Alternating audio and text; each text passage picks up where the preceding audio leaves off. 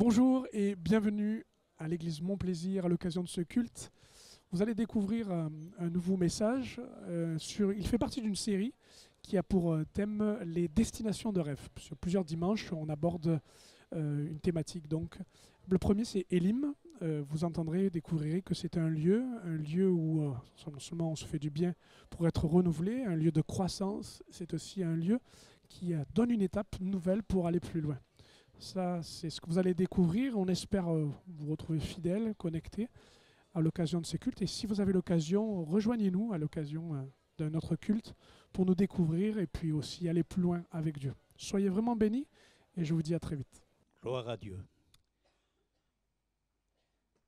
Ce repas que nous allons prendre a été institué par Jésus lui-même. Dans Luc, nous lisons ceci. Jésus se mit à table avec les apôtres. Il leur dit, « J'ai désiré vivement manger cette Pâque avec vous. » Le mot « vivement » serait le même qui pourrait être traduit par « passion ».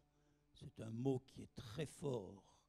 Avant de souffrir, je ne le mangerai plus jusqu'à ce qu'elle soit accomplie dans le royaume de Dieu. Écoutons aussi l'enseignement de Paul. Dans la première aux Corinthiens, il est écrit « J'ai reçu du Seigneur ce que je vous ai enseigné. Le Seigneur Jésus, dans la nuit où il fut livré, prit du pain. Et après avoir rendu grâce, le rompit et dit « Ceci est mon corps qui est rompu pour vous.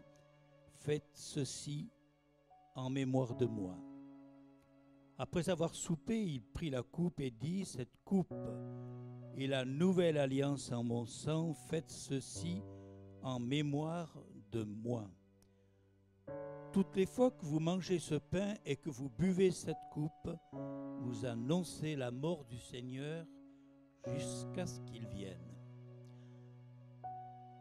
Quand notre frère m'a demandé de présenter ce moment, un verset s'est imprimé dans mon cœur et je vais le partager avec vous. Ce repas est pour chaque croyant un repas de bénédiction. Nous devons le prendre avec sérieux. Celui qui mangera le pain ou boira la coupe du Seigneur indignement sera coupable envers le corps et le sang du Seigneur. Et ce verset, je veux le partager avec vous et je veux l'imprimer peut-être dans vos cœurs, que chacun donc s'éprouve soi-même et qu'ainsi il mange du pain et boive de la coupe. Si notre pas a failli, souvenons-nous de cette promesse dans l'Épître aux Romains. Qui accusera les élus de Dieu? C'est Dieu qui justifie, qui les condamnera. Christ est mort, il est ressuscité, il est à la droite de Dieu et il intercède pour nous. Est-ce qu'on peut prendre quand même quelques instants dans sa présence à sonder notre cœur comme sa parole nous l'y invite?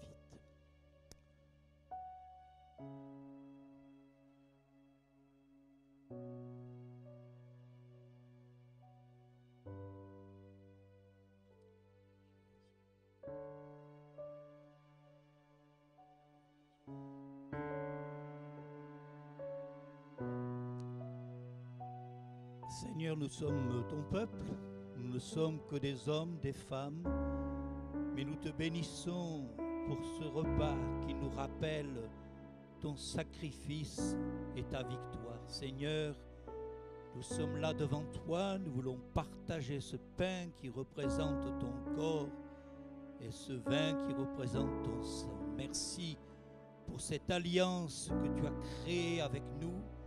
Nous te prions peut-être pour nos frères et sœurs qui sont malades, qui ont de la difficulté.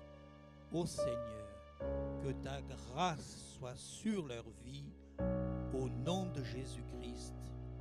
Amen. Je propose qu'on puisse se lever à notre place. Nos amis qui se préparent seront en face de vous. Je les invite déjà à prendre place sans tarder.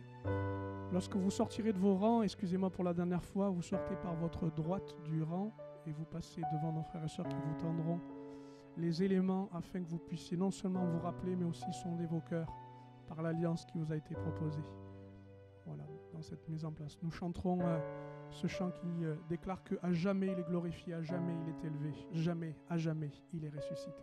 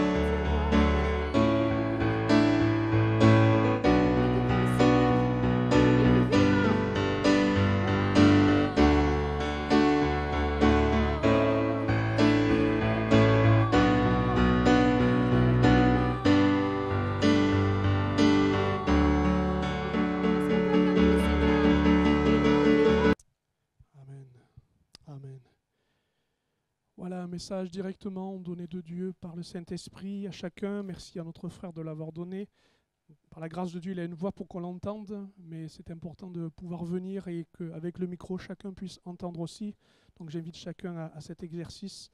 C'est peut-être un peu mécanique ou autre, mais comme nous l'avions partagé, ça nous permet de laisser le moment où l'Esprit de Dieu veut s'adresser à tous, parce que Dieu est un Dieu du particulier comme du collectif. C'est ce que je crois. Alléluia. Je suis particulièrement heureux de quitter ma guitare et de prendre la Bible avec vous pour partager la parole de Dieu. Voilà, je fais cet exercice de manière assez exceptionnelle d'être tout le temps sur l'estrade. Croyez-moi que ce n'est pas toujours un plaisir, non pas parce que ça ne me plaît pas de vous servir, mais je sais que chacun peut servir. Mais je suis quand même heureux de ce matin m'adresser à vous sur une série, puisque nous aurons 3 dimanches sur le thème suivant, les destinations de rêve. Je me suis dit, vous avez besoin de vacances. Donc j'ai trouvé ce sujet-là, des destinations de rêve, et notamment dans le parcours du peuple hébreu, ce lieu qu'on appelle Élim. Élim, c'est un oasis.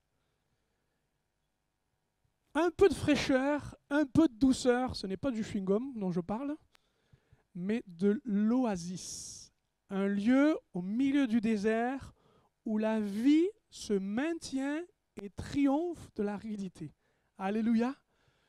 Ce matin, je voudrais vous dire avec vous qu'il existe encore des moments, des lieux, des personnes, des épisodes où Dieu veut manifester la vie.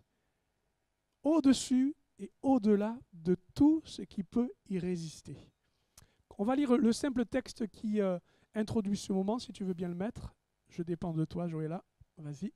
Dans Exode chapitre 15, verset 27, les Israélites donc ont quitté l'Égypte et ils sont sortis de l'Égypte en passant par cette mer ouverte miraculeusement en deux. Tout le monde est à peu près au courant de ça. Et ils ont eu un premier camp, c'est-à-dire ils ont campé une première fois. Et vous savez où ce qui s'est passé? C'est qu'ils ont eu un problème de ravitaillement. Au niveau de l'eau, elle était amère. Et ce lieu s'est appelé Mara. Et ça a créé des problèmes parce que vous êtes fatigué, vous avez marché et vous ne pouvez pas. Et par la puissance de Dieu, Moïse a mis un bâton dans l'eau et l'eau est devenue douce. C'est juste après cet épisode assez douloureux, pénible, il nous dit qu'ils sont arrivés à Élim où il y avait 12 sources d'eau, 70 palmiers et ils campèrent là près de l'eau. Ici, pas de surprise. Ici, pas de désillusion. Ici, pas de combat. Ici, pas d'Égyptiens. Ici, pas d'amertume. Il ne se passe rien. Ah! Ça fait pas du bien quand il se passe rien? Oh là, d'accord. Vous dites toujours, il y a quoi? Il y a un Cananéen qui va nous tomber dessus? L'eau est empoisonnée? Non, il ne se passe rien. Il arrive, certes ce sont des parenthèses, des moments où Dieu veille à ce que l'on soit mis au large, au repos, et qu'on reste tranquille. Alléluia. Ce dimanche, le four peut-être est en train de biper pour vous dire « c'est cuit, c'est cuit, c'est cuit ». La banque vous dit toujours c'est déjà le milieu du mois et dépêche-toi parce qu'il faut que le mois se termine pour en avoir un nouveau afin d'encaisser l'argent. Vous pouvez entendre ce que vous voulez, mais il y a des espaces, il y a des moments, il y a des lieux où Dieu nous met dans sa tranquillité, dans son repos. Alléluia. Pas un Égyptien pour lui dire esclave, retourne bosser. Non, l'esprit libre, le cœur tranquille. Je vais là camper près de l'eau. Je vous souhaite les meilleures des vacances, mes amis. Quand Dieu vous dit, place-toi là, repose-toi et récupère. Et pas, c'est quoi le problème? Qu'est-ce qui va se passer? 3 choses à retenir. Il y a juste ce verset, vous retrouverez ça dans le livre des Nombres aussi, il est répété. C'est très court. Vous savez, pour les prédicateurs, c'est bien parce que les textes très courts, on peut dire plein de choses. Alors, je vais relever 3 choses. 1, on va s'arrêter là. Le doux, on l'apprécie toujours après l'aridité et la mer. À force parfois de vivre certaines pressions, oppressions, difficultés, pénibilité, on finit par ne plus sentir ou ressentir ce qu'est la douceur et la facilité.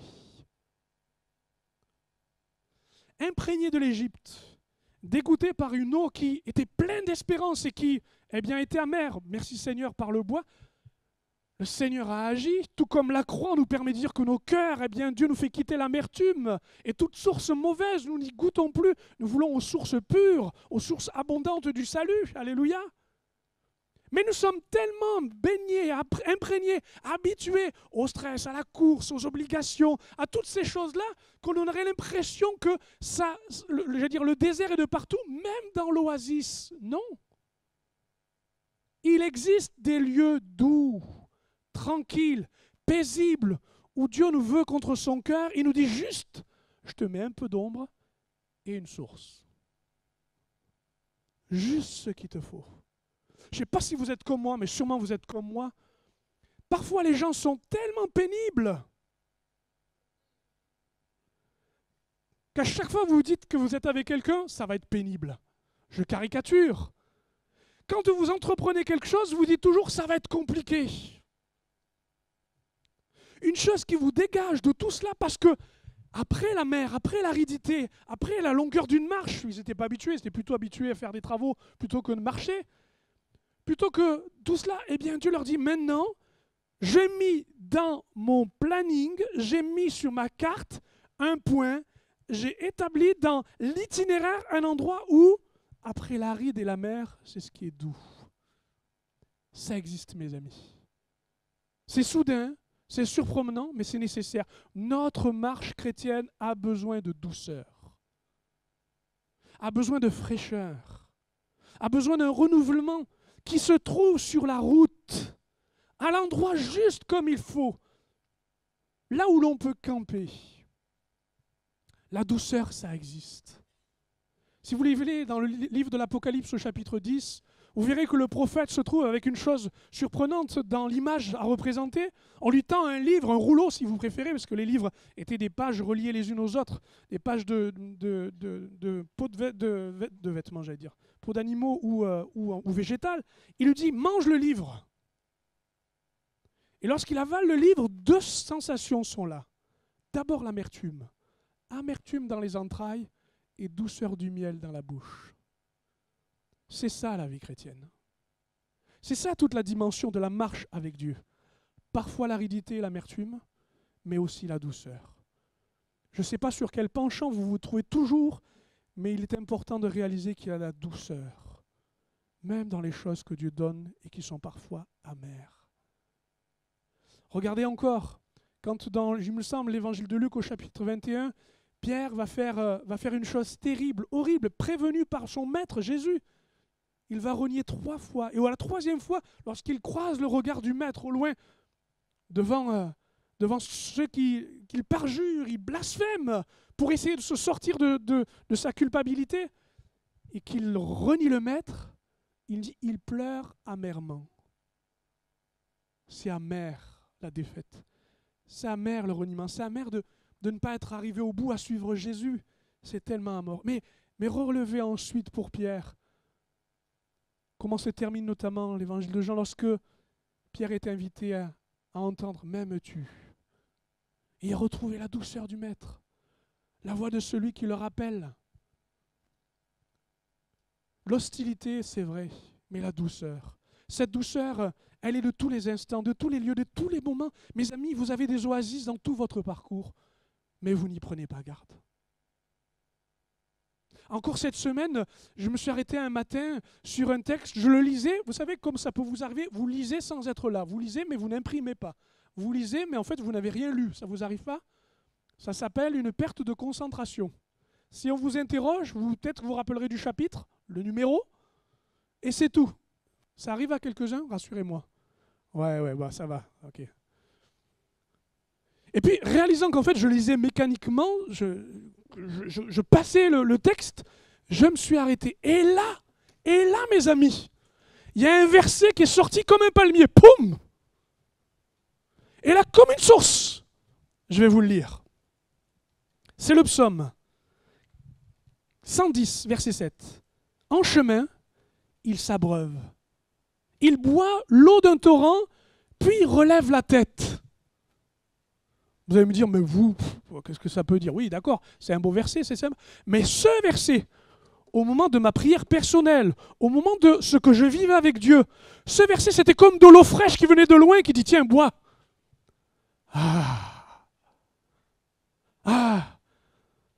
Quand vous êtes devant Dieu et qu'à un moment donné, lui-même vous propose, de par ce verset, par un verset, vous désaltérez, quelle douceur. Mes amis, la valeur de la parole de Dieu est inaltérable.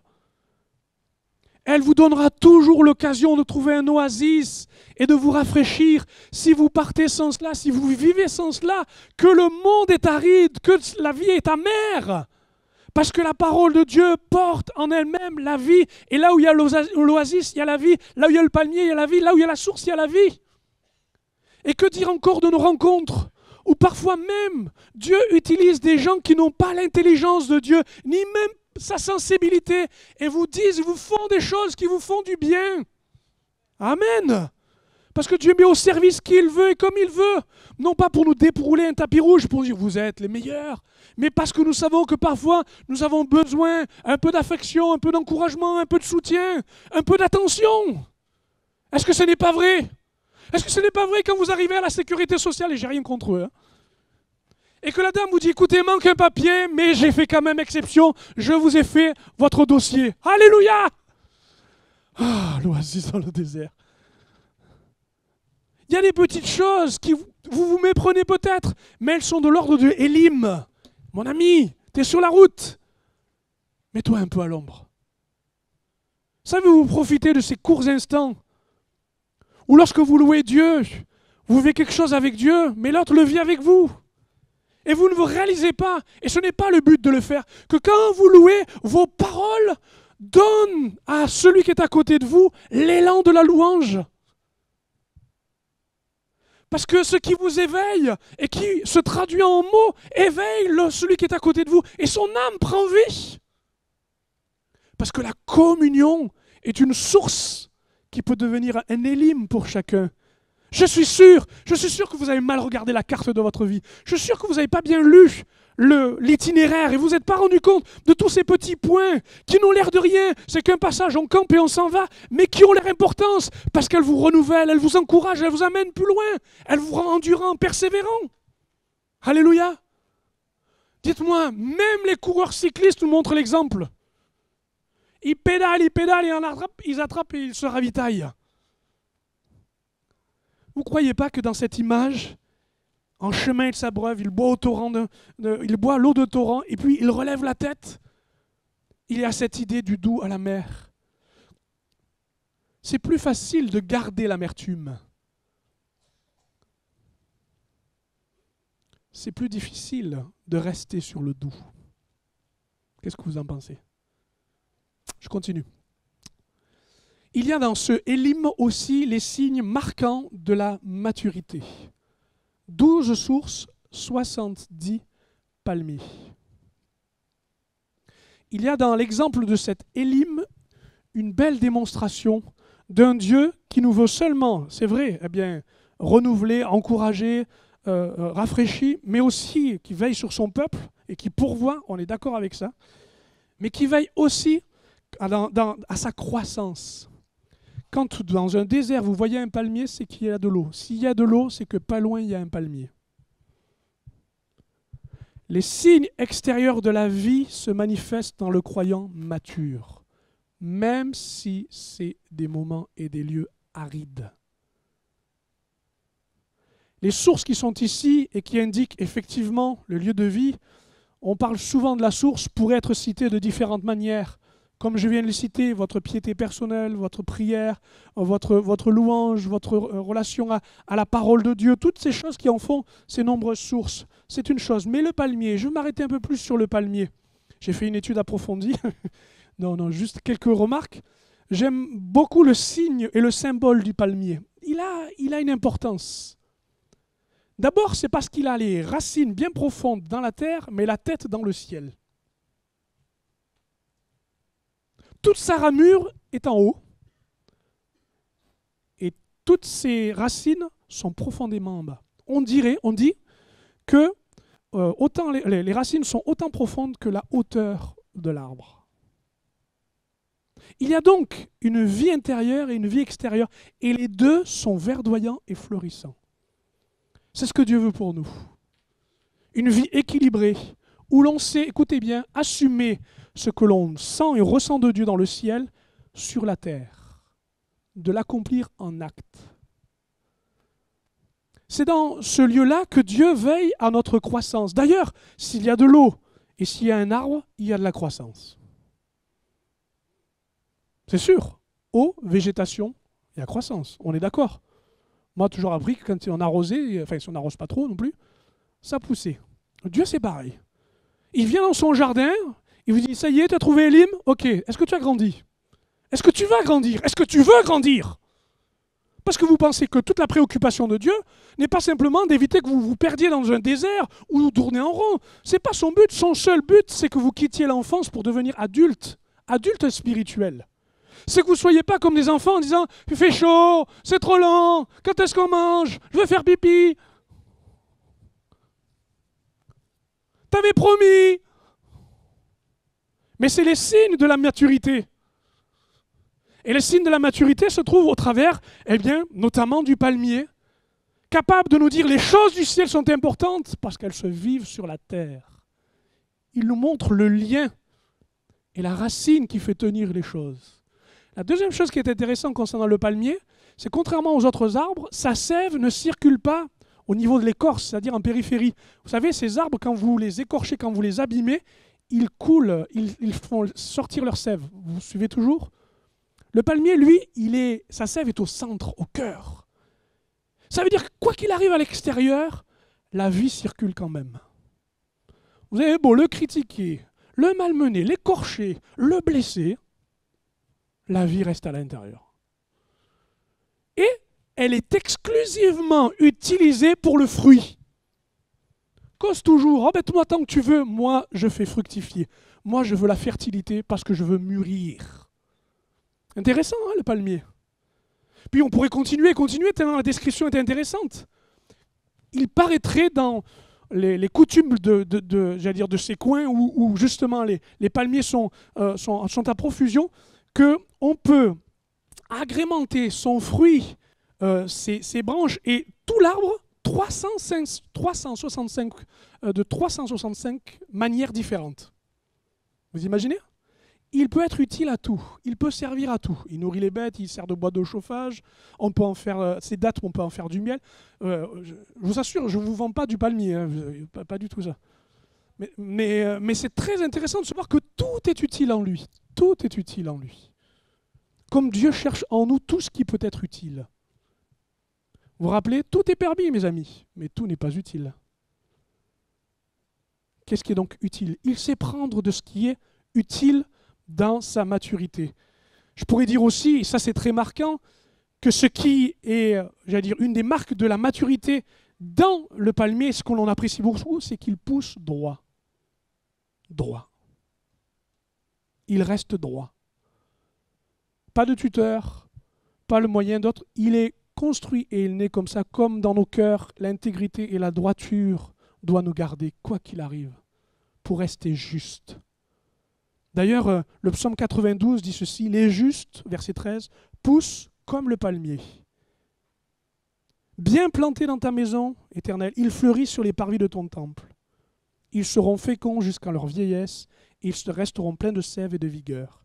Il proclamera combien l'Éternel est droit, il est mon rocher, on ne trouve en lui aucune injustice. » C'est sa droiture. Je n'ai pas dit sa raideur, sa rigidité. Non, le fait qu'il pousse droit. Sans complexe, il s'élève vers les cieux. Je pourrais continuer en donnant quelques signes de maturité, mais ce qui me plaît particulièrement, c'est que Dieu ne perd jamais de vue dans son peuple, comme pour nous, le fait de ce qui va tirer la croissance de nos vies. Qu'est-ce qui est important pour que la croissance vienne ?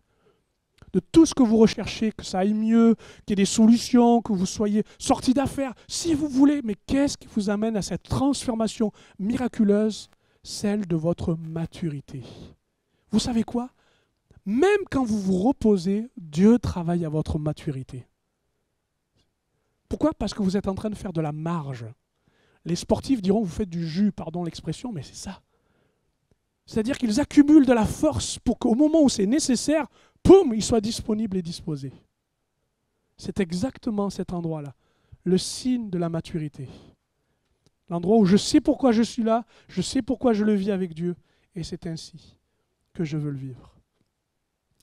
Dans votre vie, comme ce matin, il existe un Élim pour vous, le lieu de votre maturité. Au-delà de toute votre course, vous vous rappelez et vous vous rappellerez toujours, Seigneur, tu amènes et tu apportes tes bienfaits, mais je veux être comme un palmier près des sources. Un arbre planté près des courants d'eau, nous dit l'Écriture, notamment dans le psaume 1. C'est ce qui est le plus important. Et puis enfin, souvent, quand il fait doux, il fait bon, quand c'est agréable, il y a le ravitaillement, on ramasse quelques dattes, il y a de l'ombre, il y a la piscine pas loin, on se dit, mais pourquoi aller plus loin? Et parfois, une bénédiction une bénédiction qui arrive, on se dit, bah ça y est, je suis arrivé. Élim n'est pas l'arrivée, c'est Canaan l'arrivée. Il n'y a rien de plus dangereux de se sentir arrivé. De se dire, pas besoin d'aller plus loin. J'ai pas besoin de demander à aller plus loin. Ça suffit, c'est bon. J'ai goûté à l'Égypte, j'ai goûté à l'amertume. Là, apparemment, tout est tranquille. Je signe, j'achète, je ne bouge plus. Malheureusement, si vous tombez dans ce genre d'attitude, vous risquez gros. Parce que vous oubliez peut-être que l'étape n'est pas l'arrivée. Et combien de fois, malheureusement, on s'installe dans l'étape et on oublie qu'il faut quitter pour aller plus loin. Non, non, Seigneur, jusque-là, c'est la meilleure chose qui me soit arrivée. Je ne veux pas le perdre. Je vais rester avec mes palmiers. Mais Dieu nous a dit c'est une étape. Et combien certains, dans le passé, sont restés en nostalgie avec les heures bénies où ils ont été remplis du Saint-Esprit, bénis des messages qu'ils ont entendus. Ils sont restés à l'étape et se refusent à trouver, à voir autre chose par la nostalgie. Combien certains demandaient à Abraham au chapitre 21 du livre de la Genèse. Il nous a dit qu'à Beersheba, il a planté des tamaris. Mais les tamaris, ça sert à quoi? Ça ne fait pas de fruits, hein? Tamaris, c'est pour faire joli. Tamaris, c'est une plante d'agrément. J'ai rien contre le tamaris. Hein. J'en vends pas non plus. Mais à Beersheba, il nous a dit, il s'installe. Et il nous dit, il va rester longtemps au milieu des Philistins. Alors, il n'y a pas de procès dans ce qui est écrit. Rien n'est dit, rien n'est sous-entendu. Je ne fais que la lecture la plus simple du monde. Mais qu'est-ce qu'il fait à planter des tamaris? Tout simplement, l'étape lui plaît, il est bien, il dit tiens, ben là je vais faire une allée, je vais mettre des tamaris, là je mettrai la villa, ben je rachète le bout de terrain, je mets ma piscine, et puis je crois qu'on est pas mal. Et la promesse? Et la priorité des priorités? Tu seras le père des croyants, et celle que toutes tes familles seront bénies, et ta descendance. Alors chapitre 22, vient la demande de Dieu, l'Éternel Dieu, qui dit « Prends ton fils, ton unique, et tu vas monter au sommet de Morija, et tu vas me le donner. » Adieu les tamaris.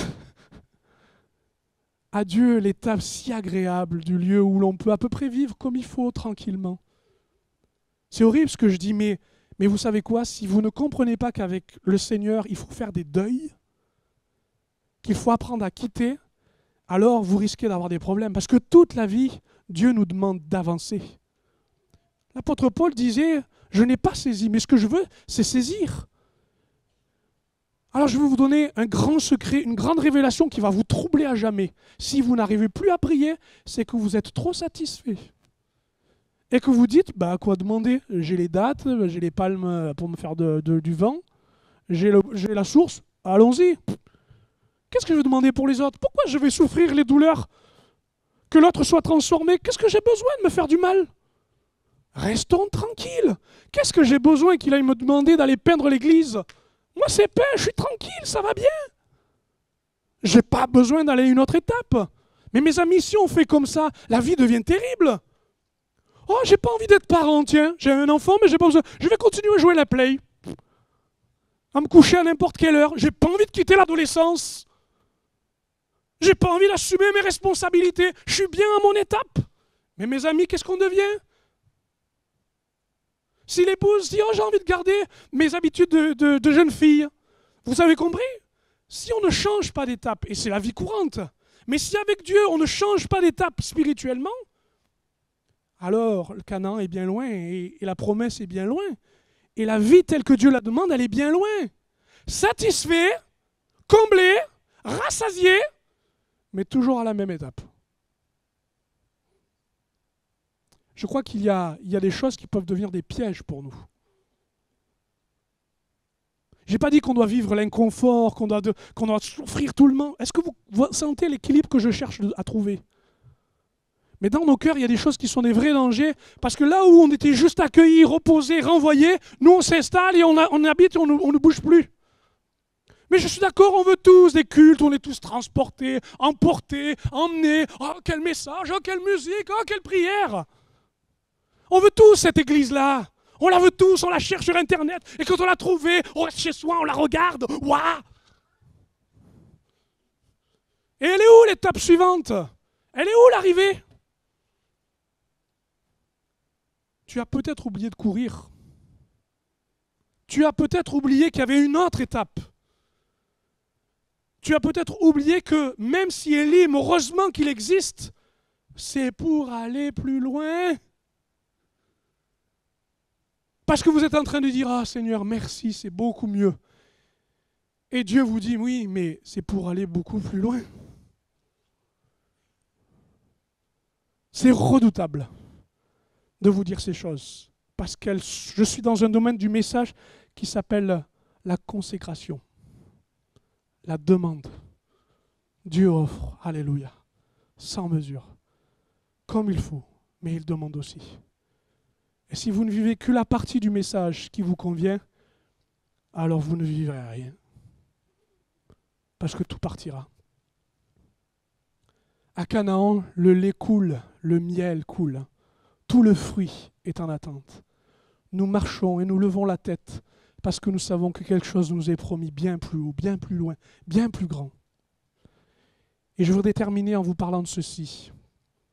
Si tu es justement en ce moment dans l'amertume et dans l'aridité, ne te perds pas. Ne te perds pas, mais dis-toi bien au fond de toi-même, un peu plus loin, pas très loin, il y a Élim. Il y a Élim. Ce serait dommage, et je vais le dire comme ça, ce serait nul de ne pas faire le pas suivant, alors que juste après, il y a Élim. Et de tourner le dos et de repartir, comme certains rangs sont clairsemés ici, non pas parce que j'accuse les personnes, mais parce que c'est une réalité. Certains font demi-tour et retournent d'où ils viennent, avec ce qu'ils ont porté en eux-mêmes, en oubliant que Élim est au prochain pas. Ils se perdent. Ne te perds pas, Élim n'est pas loin. Alors ça, c'est juste avant. Après, ou pendant, quand tu y es, alors puise, prends de ce qui est à prendre. Moi, j'ai une maladie, et j'essaie de me soigner, j'en ai eu des maladies, mais celle-là, elle est particulière, c'est qu'à chaque fois que je suis à l'endroit, je me dis toujours qu'est-ce que je vais faire par la suite. C'est compliqué, hein, je ne vis pas l'instant présent, je ne sais pas. Qu'est-ce que vous êtes partis de peut-être créer une association ensemble? Non, tu es sur le moment, prends ce qui est à prendre, grandis, reçois, voilà, et ensuite parle plus loin, puise dans tout ce que Dieu te donne, même quand c'est petit, ça a toujours un peu d'importance, un peu d'eau, un peu d'ombre, un peu d'air, mais quelque chose qui vient de Dieu. Ton Élim, prends-en, profites-en, prends tout ce qui est à faire. Arrête de comparer avec les autres. J'ai que 3 jours de vacances et il en a 2 semaines, lui, à côté. Et alors? Tu ne sais pas, dans les 2 semaines, il ne va rien faire et toi, en 3 jours, Dieu te renouvelle. On ne sait pas. Bon, je m'arrête là. Et le après, c'est fini, Seigneur? Et les dates? Et le vent? Et l'ombre? Je passe à l'étape suivante. Je ne me retourne pas en arrière, je reste en avant. Je vais inviter l'équipe à me rejoindre et vous proposer, quelle que soit l'étape où vous êtes, celle d'avant, de pendant ou après, de vivre ce que Dieu veut vivre avec vous. Et de chanter ensemble ce chant qui nous dit « Mon secours est en toi ». Et dans ce secours, vous puissiez vivre ce que Dieu veut vous donner, cette Élim. Temps de renouvellement, certes, temps de croissance, et temps aussi de défis pour aller plus loin. On se lève dans sa présence. Si tu veux bien mettre le chant, s'il te plaît.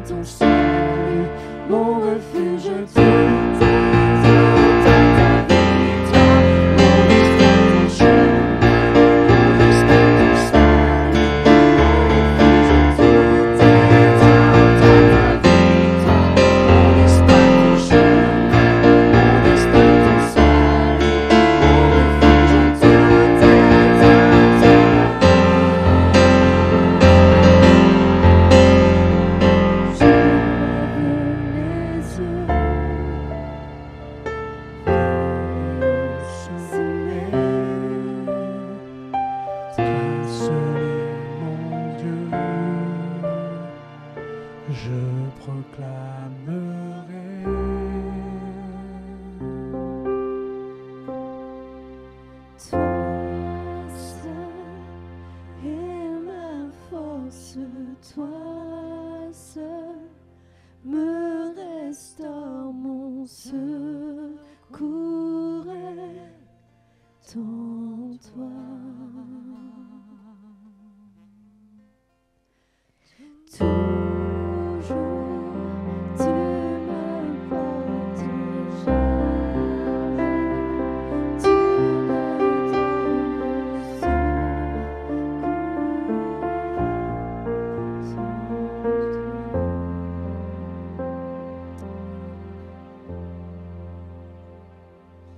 Seigneur, nous savons qu'il y a des forces, des ressources que nous n'avons pas nous-mêmes. On peut en se reposant retrouver certaines choses, on peut en se décalant retrouver certaines choses. Il y a des choses qu'on ne peut pas, c'est toi qui les donnes. Et nous sommes devant toi pour parler et dire que tu es le Dieu du renouvellement de l'intelligence, le renouvellement de la volonté. En toi, effectivement, tout est satisfait. Voilà pourquoi nous croyons que pour celui qui en a besoin, tu réponds, Seigneur, tu réponds.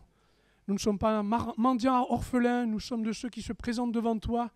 Merci pour cette Élim qui est devant nous, qui nous permet de dire que notre route est certaine. Nous allons dans le bon endroit, vers la bonne direction. Merci pour le lieu de ta maison ici où nous pouvons trouver ces choses. Et nous prions que pour chacun, Seigneur, ce soit toujours le cas. Au nom de Jésus. Amen.